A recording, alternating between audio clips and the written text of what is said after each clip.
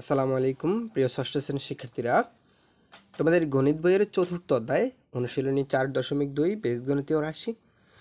এই অনুশীলনীর যতগুলো অঙ্ক রয়েছে আজকের ক্লাসে ধারাবাহিকভাবে সবগুলো অঙ্কের সমাধান তোমাদেরকে দেখিয়ে দিব। চলো শিক্ষার্থীরা, তাহলে আমরা ক্লাসটি শুরু করি।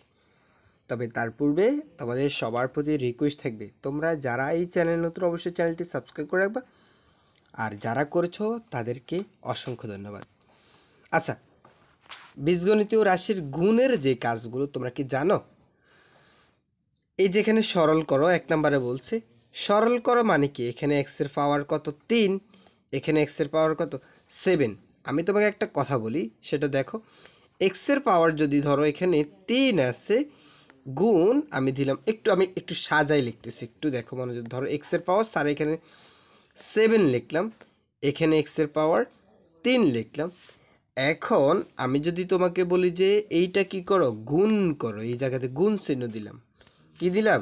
গুণ চিহ্ন। ধরো এইভাবে দেখাচ্ছি, এই জায়গাতে গুণ চিহ্ন দিলাম।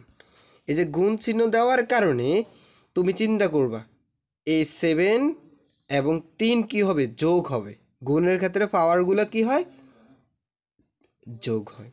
গুণের ক্ষেত্রে পাওয়ারগুলো কি হয়? যোগ হয়। তাহলে স্যার প্রশ্ন হলো, ভাগের ক্ষেত্রে তাহলে কি বিয়োগ হবে? হ্যাঁ, তাই হবে। ধরো এক্স, আচ্ছা আগে যোগেরটা করে নিই।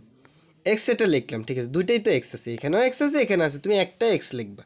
বাট পাওয়ার এখানে কত আছে? এখানে পাওয়ার হচ্ছে 7, এখানে পাওয়ার হচ্ছে 3। তো আমি তো বললাম গুণের ক্ষেত্রে পাওয়ারগুলো যোগ, মানে 7 যোগ 3, পরে 7 আর 3 যোগ করলে কত? X to the power 10, X to the power 10।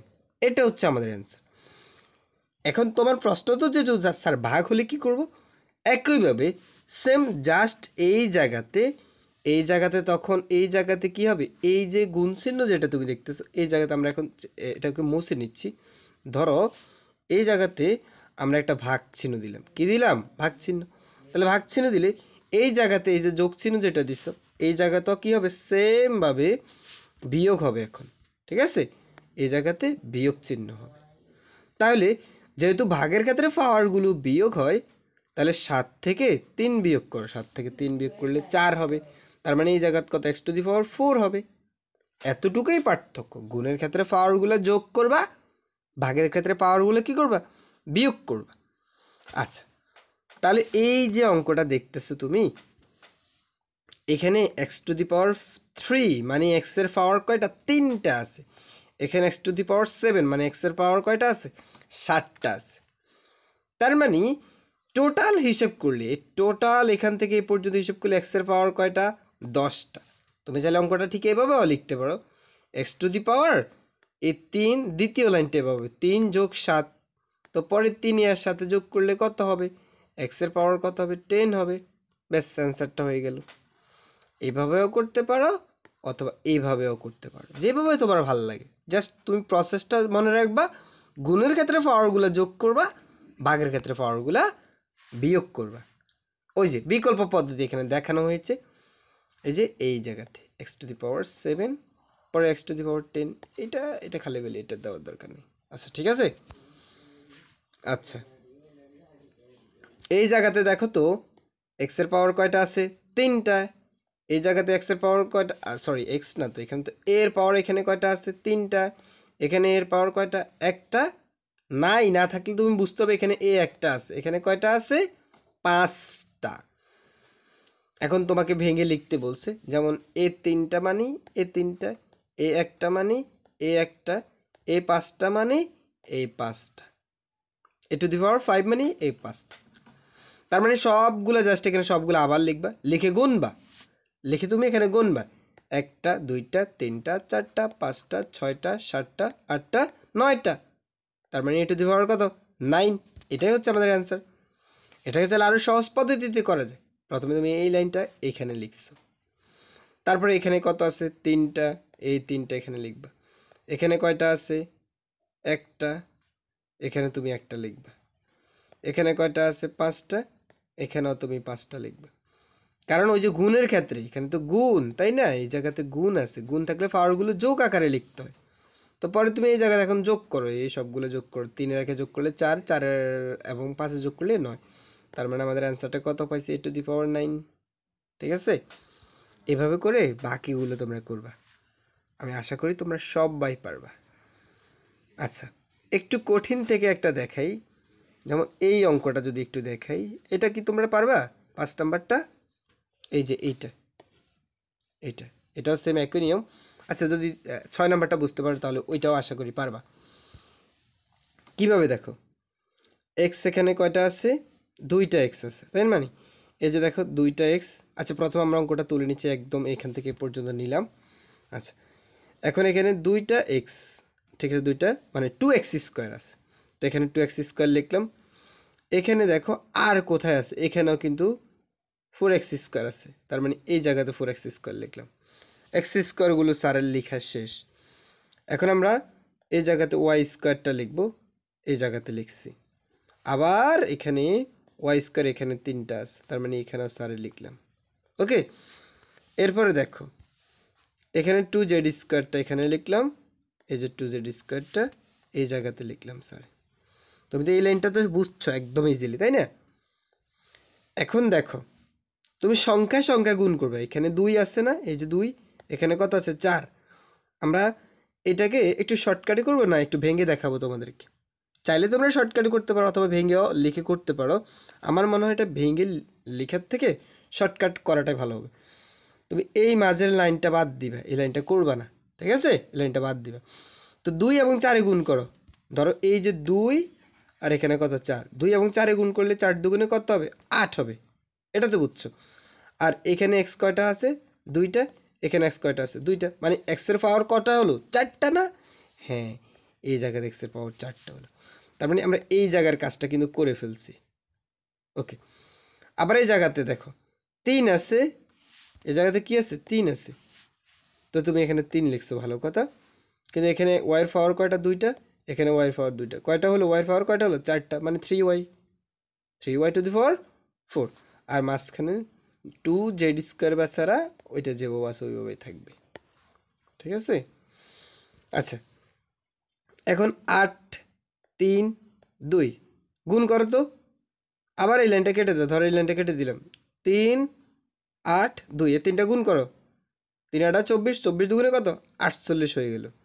আর সাথে x⁴, y⁴, z², এইটা যে একদম যেভাবে আছে এভাবে, ঠিক আছে? এগুলোর কোনো কাজ নেই, এটা যেভাবে আছে। তারা এখানে ভেঙে দেখাই দিচ্ছে আর কি, 8 গুণ 3 মানে একটু ভেঙে ভেঙে লিখছে। তোমরা চাইলে ভেঙে লিখতে পারো অথবা একসাথে করে ফেলতে পারো। আচ্ছা, এই অঙ্কগুলো দেখবা। এখানে এর মান দেওয়া আছে 2, বি এর মান দেওয়া আছে 3 বা 3, সি এর মান দেওয়া আছে 1। নিচের রাশিগুলোর মান নির্ণয় করতে বলছে। তো একটু দেখো, দেওয়া আছে যে এই মানগুলো, আমরা জাস্ট প্রথমেই দেওয়া আছে মানগুলো তুললাম, এখানে দেওয়া আছে লিখে। তার মানে প্রথম অঙ্কটাতে এই অঙ্কটাকে করবো আমরা। এই অঙ্কটা করতে হলে আমাদেরকে প্রথম অঙ্কটা তুলে নিতে হবে। তো দেওয়া আছে দিয়ে প্রথম আমরা লিখলাম, তারপরে আমরা অঙ্কটা তুলে নিলাম এই জায়গাতে। এখন এর মান তো তুমি বলছো 2, যে স্যার আমি বললাম যে এর মান কি 2 লিখবো। তো ঠিক আছে, তুমি এর জায়গায় এখানে এ বলতে এ কিউব না, তো তুমি এর জায়গায় 2 লেখো, সমস্যা নেই। এরপরে তুমি বলছো যে স্যার আমি এখানে বি এর মান ধরছি সি, বি এর মান 3 ধরছি, বি এর মান 3 ধরছি, তো এখানে b², তার মানে বি এর মান 3, মানে তুমি বি এর জায়গায় জাস্ট 3কে ধরবা, বি এর জায়গায় 3 আর উপরে স্কোয়ার, ওইটা যেভাবে আছে ওইভাবে থাকো, তাই না? বুঝছো তো নাকি? জাস্ট এই যে কিউবের কিউব, এখানে কিউবের কিউব, এখানের স্কোয়ারের স্কোয়ার, এখানের স্কোয়ারের স্কোয়ার, শুধুমাত্র আমরা এখানে এর মান পাইছি 2, এখানে এ এর জায়গায় 2 লিখে দিছি। এরপর ভি এর মান আমরা এখানে পাইছি 3, আমরা জাস্ট এই বি এর জায়গায় এখানে 3টা লিখছি, ব্যাস এতটুকু। এই যে এ এর জায়গায় 2 আর ভি এর জায়গায় 3, এই লাইনটা তো সবাই বুঝছো না? ওকে, এই যে এখন 2 কিউব মানে কি বুঝো? 2 কিউবের মানে হচ্ছে 2 কয়টা গুণ হবে? 3টা। আর আরেকটা হচ্ছে এই যে 3 স্কোয়ারের মানে কি? 3 স্কোয়ার মানে হচ্ছে 3 কয়টা? 2টা। আচ্ছা 4 স্কোয়ারের মানে কি? 4 স্কোয়ার মানে হচ্ছে 4 কয়টা? 2টা গুণ, ঠিক আছে। আর আমি যদি বলি যে 5 স্কোয়ার মানে কয়টা? 5 কয়টা? 2টা, 5 2টা। আচ্ছা আমি যদি বলি যে 3 টু দি পাওয়ার 4, তার মানে তুমি কি বলবো? 3 টু দি পাওয়ার 4 মানে যে 3 একটা, 2টা, 3টা, 4টা। আচ্ছা আমি যদি বলি যে 6 টু দি পাওয়ার 3, তার মানে এটা মানে কি? 6 কয়টা? একটা, 2টা, 3টা, ঠিক আছে। অর্থাৎ উপরে পাওয়ার যত থাকবে ততবার হবে। 2বার আছে 2বার, উপরে পাওয়ার 3 আছে 3বার, উপরে পাওয়ার 4 আছে মানে 4বার হবে, উপরে পাওয়ার 2 আছে মানে 2বার হবে, ঠিক আছে। তো এইভাবে করতে হবে। আচ্ছা 2 কিউব মানে এটা, 3 স্কোয়ার মানে এটা। পরে তুমি এটা গুণ করো তো, সবাই তো গুণ করতে পারো নাকি? 2 2 গুণ করলে 2 দুগুণে 4, 4 দুগুণে 8, আর 3 3 গুণ করলে 3 3 9। একইভাবে ধরো আমরা আরেকটা দেখাচ্ছি। আচ্ছা বি কিউব আর সি কিউব, তুমি এখানেও সেম বি কিউব আর সি কিউব লিখবে। এখন বি এর মান কত হয়েছে? বি এর মান পাইছে 3 আর সি এর মান 1। কোথায় স্যার? এটা আপনি কি নিচ থেকে লিখছেন? না ভাইয়া, বি এর মান 3, সি এর মান 1, এটা কোথায় দেওয়া আছে? এই জায়গাতে, এই যে বি এর মান 3, সি এর মান 1, জাস্ট ওই জায়গাটাতে মানটা বসাই দিলেই হয়ে যাবে। এই যে আমরা বসাই দিচ্ছি এই জায়গাতে। এখন 3 কিউব মানে 3 কয়টা হবে? 3টা। ওই যে পাওয়ার কত আছে? পাওয়ার যেহেতু এখানে 3 আছে, সো 3। আবার এখানে 1 এর উপরে পাওয়ার কত আছে দেখো তো? 1 এর উপরে পাওয়ার 3 আছে, তার মানে 1 কয়বার হবে? 3বার। এখন এটা গুণ করবো, 3 3বার গুণ করলে 3 3 9 এবং 3 9 27, আর 1 3বার গুণ করলে একই হবে। পরে 27 আর 1 যোগ করলে 28। এইভাবে বাকিগুলো করবা, ঠিক আছে? বুঝতেছো তো? একদমই সহজ পদ্ধতি, ঠিক আছে। 3 নাম্বার অঙ্কটা দেখো তো। এক্স এর মান, ওয়াই এর মান, জেড এর মান হলে এখানে দেখাও যে এইটা সমান এটা। এই অঙ্কগুলো করতে হলে তোমাকে বাম পক্ষ ডান পক্ষ দিয়ে করতে হবে। মানে এটা দ্বারা বোঝাচ্ছে যে এক্স স্কোয়ার আর ওয়াই স্কোয়ারের মান তুমি যদি বের করো হয়তো 5 হবে, আবার ডান পাশে এক্স এক্স প্লাস ওয়াই এবং এক্স ওয়াই মাইনাস এক্স এইটার মানও বের করবে, সেটার মানও 5 হবে। মানে তারা বলছে তুমি বাম পাশে যে এই মানটা বের করবা যদি 500 উত্তর হয়, ডান পাশেও 500 হবে। বাম পাশে যদি 0 হয়, ডান পাশেও কি হবে? 0 হবে। তারা বলছে, দেখি তারা সত্য বলছে না মিথ্যা বলছে, আমরা একটু চেক করে দেখি। ওকে, তো প্রথম অঙ্কের এই যে বাম পাশটা করব, প্রথমে এই বাম পাশটা করব, ঠিক আছে। বাম পক্ষ লিখে করতে হয়, এই যে বাম পক্ষ লিখে। তার আগে আমরা দেওয়া আছে যে তথ্যটুকু যে এক্স সমান 3, ওয়াই সমান 5, জেড সমান 2, এক্স সমান 3, ওয়াই সমান 5, জেড সমান 2, এই মানগুলো লিখব। তারপর আমরা করব কি? এই বাম পক্ষটা করব প্রথমে, এই যে এই জায়গাতে বাম পক্ষটা করব। ওকে, বাম পক্ষটা তুলে নিলাম। এখন এই জায়গাতে বাম পক্ষের মানগুলো তোমরা নিবা। ওয়াইয়ের মান কত পাইছো? ওয়াইয়ের মান এখানে 3 পাইছো না? হ্যাঁ, তুমি ওয়াইয়ের জায়গায় জাস্ট 3 দিবা। আর সরি, এই জায়গাতে না, ওয়াইয়ের মান তো এখানে তুমি পাইছো কত? 3, তার মানে ওয়াইয়ের জায়গা এখানে, সরি ওয়াইয়ের মান 5 পাইছো, তুমি 5 দিবা। এরপরে এখানে এক্সের মান চাচ্ছে, এক্স স্কোয়ার মানে এক্সের মান কত? এক্সের মান 3 পাইছো, তার মানে এখানে তুমি এক্সের মান 3 দাও। উপরে স্কোয়ার এটা যেভাবে আছে জাস্ট ভিতরে তুমি মানগুলো লিখে ফেলছো, এতটুকুই, আর কিছু না। তারপরে 5 স্কোয়ার মানে 5 গুণ 5, 3 স্কোয়ার মানে 3 গুণ 3, 5 স্কোয়ার মানে 5 5 25, 9 3 স্কোয়ার মানে 3 3 9, পর 25 থেকে 9 বিয়োগ করলে 16। বাম পক্ষ কত? 16। দেখি ডান পক্ষ 16 হয় কিনা। ডান পক্ষটা কি দেখো তো? ডান পক্ষটা এই যে এই অংশটুকু প্রথমে আমরা তুলে নিব। এই জায়গাতে এটা তুলে নিলাম। এখন তুলে নেওয়ার পরে তোমার কাজ হচ্ছে যে আমি এক্স এর মানটা এখানে বসাবো, 3, এক্স এর মান 3 পাইছি, ওয়াইয়ের মানটাও কত পাইছি? 5, আমি ওয়াইয়ের মানটা এখানে বসাবো। আবার ওয়াইয়ের মানটা এখানে 5 পাইছি, এখানে ওয়াইয়ের মানটা 5 বসাবো। এক্স এর মানটা 3 পাইছি, এখানে এক্স এর মানটা 3 বসাবো। মানগুলো যখন বসাবে 5 আর 3 যোগ করলে 8, 5 থেকে 3 বিয়োগ করলে 2, পরে 8 আর 2 গুণ করলে কত হবে? 16। এখন দেখো তো এই পাশে বা ডান পাশের অ্যান্সার করছো 16 হয়েছে, বাম পাশের অ্যান্সার করছো আর 16 হয়েছে। তার মানে তো এটা সত্য, তারা মিথ্যা বলে নাই, ঠিকঠাক আছে, তারা খুবই ভদ্র মানুষ। সো বাম পক্ষ এবং ডান পক্ষ কি সমান, এবং এটা কি আমরা দেখাই দিছি তাদেরকে, এই জন্য লিখলাম যে দেখানো হলো। একইভাবে 2 নাম্বার অঙ্কটা করবা, ঠিক আছে? 2 নাম্বার, 3 নাম্বার, 4 নাম্বার সবগুলো একই নিয়ম, বুঝতে পারবা, ঠিক আছে? আচ্ছা, 4 নাম্বারের সঠিক উত্তরগুলো খাতায় লেখো। সঠিক উত্তর তো জানো নাকি, এমসিকিউ যেটাকে বলে। এখানে এর পাওয়ার কয়টা? 5টা। এখানে এর পাওয়ার কয়টা? 8টা। তো গুণের ক্ষেত্রে এখানে গুণ চিহ্ন না, তো গুণ চিহ্নের ক্ষেত্রে কি বললাম, গুণের ক্ষেত্রে পাওয়ার উপরে যে পাওয়ারগুলো থাকে সেগুলো কি হয়? যোগ হয়। উপরে পাওয়ার কত আছে? 7 আর 8 না? তো 7 আর 8 গুণ করলে কত হবে? সরি, যোগ করলে 7 আর 8 যোগ করলে কত হবে? 15 হবে। তার মানে এটা হচ্ছে অ্যান্সার।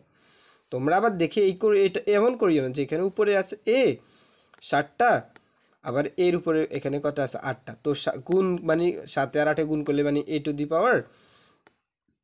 7 আর 8 গুণ করলে 7 8 56, মানে 56 দিয়ে দিও না, এটা ভুল, ঠিক আছে? গুণের ক্ষেত্রে তুমি পাওয়ারগুলো কি করবা? জাস্ট যোগ করবা। 7টা আর 8টা যোগ করলে কয়টা হবে? 15টা। যদি ভাগতায় জাস্ট বিয়োগ করবা। ওকে, এভাবে করবা। এইটা দেখো তো, এটাও কি একই নিয়ম। এখানে নিবা উপরে 3 আর গুণ এখানে a⁻³ তোমার কাজ কি? তোমার কাজ হচ্ছে এই একটা লেখা, আর এখানে পাওয়ার কত পাইছো? 3 লেখা। গুণের ক্ষেত্রে পাওয়ারগুলো যোগ হয়, গুণের ক্ষেত্রে পাওয়ারগুলো কি হয়? যোগ হয়। আর এখানে কত পাইছো? -3 পাইছো। এই -3 মাইনাস থাকলে ব্র্যাকেট দিয়ে লিখতে হয়। পরে এখন দেখো তো, এই জায়গাতে এখানে প্লাসের 3টা, এখানে প্লাসের কয়টা? সরি, প্লাসের না, এটা তো মাইনাসের। তো 3টা প্লাসের 3টা মাইনাসের, তাহলে তো আর কিছুই থাকে না, মানে অর্থাৎ শূন্য হয়। তাহলে কি হবে? শূন্য। আর কোনো রাশির রূপে পাওয়ার যদি শূন্য হয়, এটার অ্যান্সার সবসময় 1 হয়। আচ্ছা, যাই হোক, আমাদের a⁻0 বের হয়েছে তো, ঠিক আছে? এইভাবে ধরো এইখানেতে আরও অনেকগুলো আছে, যেমন এই জায়গাতে তুমি 5 আর 4 গুণ করবা, 4 5 20, এক্সের পাওয়ার এখানে 2টা, এখানে 4টা, কয়টা হলো? 6টা। এখানে দেখো এক্সের পাওয়ার কয়টা? 5টা, এখানে কয়টা? 4টা। তো যেহেতু গুণ চিহ্ন আছে এই জায়গাতে, গুণ চিহ্ন থাকলে পাওয়ারগুলো কি করবো? এই 5টা আর 4টা যোগ করবো, 5 আর 4 যোগ করলে 9টা। তার মানে এই যে এক্সের উপর পাওয়ার কত হবে? 9 না? এই যে এই 9কে আমরা পাওয়ার বলবো, ঠিক আছে? এটাকে আমরা পাওয়ার বলি, বা বাংলাতে এটাকে আমরা সূচক বলে থাকি। এখন আমাদেরকে সূচক বলছে, তার মানে ওই 9টাকে আমরা সূচক বলে থাকি, ঠিক আছে? সূচক বিষয়টা আমি একটু তোমাদেরকে আরেকটা জিনিস দেখাই। 3a⁵ এখন স্যার যদি তোমাকে বলি এই জায়গাতে কোনটার নাম কি, এই 3টাকে আমরা বলি সহগ, 3টাকে আমরা বলি কি? সহগ। এটাকে আমরা বলি চলক, 5টাকে আমরা বলি সূচক। এই যে সূচক, 5টাকে আমরা সূচক বা কি বলি? পাওয়ার বলি। আর পুরো এই বিষয়টাকে আমরা একটা পদ বলি। কি বলি? একটা পদ বলি। বিষয়টা ক্লিয়ার তো? ঠিক আছে, এভাবে 5 নাম্বারটাও করবা। আচ্ছা, পরবর্তী ক্লাসে স্যার তোমাদেরকে এখান থেকে 4.3 থেকে ধারাবাহিকভাবে বাকি যে অঙ্কগুলো রয়েছে সেগুলোর সমাধান দেখিয়ে দিব। তোমরা সবাই ভালো থাকবে, সুস্থ থাকবে। ধন্যবাদ।